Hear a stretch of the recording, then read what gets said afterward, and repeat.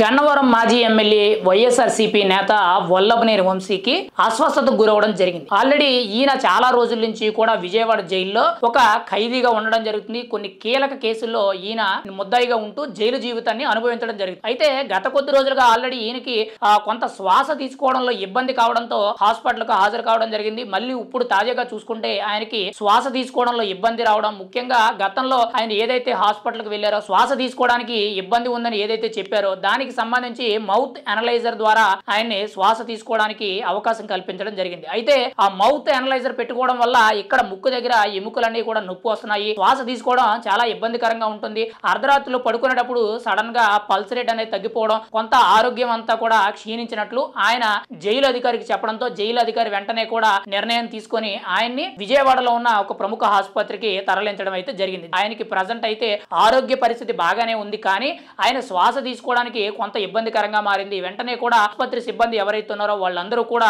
ఆయనకి BP, sugar, ECG ఇలా అన్ని రకాల బ్లడ్ టెస్టులు కానీ అన్ని రకాల టెస్టులు కూడా చేసి ఆయన ఆరోగ్య పరిస్థితి ఎలా ఉందని చెప్పి కొన్ని రిపోర్ట్స్ అయితే ఇవ్వడం జరిగింది. అయితే ఇక్కడ వల్లభనేని వంశీ తరపున ఉన్న న్యాయవాది సత్యశ్రీ ఎవరైతే ఉన్నారో ఈయన డాక్టర్లు ఇచ్చిన మందులు కాకుండా జైలు అధికారులు వేరే మందులు ఇస్తున్నారని చెప్పి కొన్ని ఆరోపణలు చేయడం అయితే జరుగుతుంది. అయితే కోర్టు తరపు నుంచి ప్రభుత్వం తరపు నుంచి గుర్తింపు పొందిన హాస్పిటల్ కానీ లేదంటే ప్రభుత్వ ఆసుపత్రిలో వల్లభనేని వంశీకి సరైన మంచి వైద్యం కల్పించాలని చెప్పి కోర్టు ఆదేశించడం అయితే జరిగింది. అయితే ఆల్రెడీ ఈయనకి బెయిల్ వచ్చిందని గత 2-3 రోజులుగా వార్తలు అయితే వస్తున్నాయి. గతంలో టీడీపీ ఆఫీస్ దాడి కేసులో ఈయన ఒక రిమాండ్ ఖైదీగా ఉండడం, రెండోది ముదునూరి సత్యవర్ధన్ అనే వ్యక్తిని కిడ్నాప్ కేసులో ఈయన కీలకంగా ఉండడం, ఆ కేసులో వల్లభనేని వంశీకి సిబిఐ అయితే బెయిల్ మంజూరు చేసినట్టు కొంత సమాచారం అయితే తెలుస్తుంది. కానీ మిగిలిన కేసుల్లో కూడా ఇంకా ఆయనకి పూర్తిగా బెయిల్ రాకపోవడంతో ఆయన బెయిల్ వచ్చిందనే వార్తలు అయితే కొంతవరకు ప్రచారాలు జరుగుతున్నాయి తప్పితే ఎక్కడా కూడా ఆయన బెయిల్ నుంచి రిలీజ్ అయినట్టు సమాచారం అయితే లేదు. అయితే తాజాగా చూసుకుంటే ఆయనకి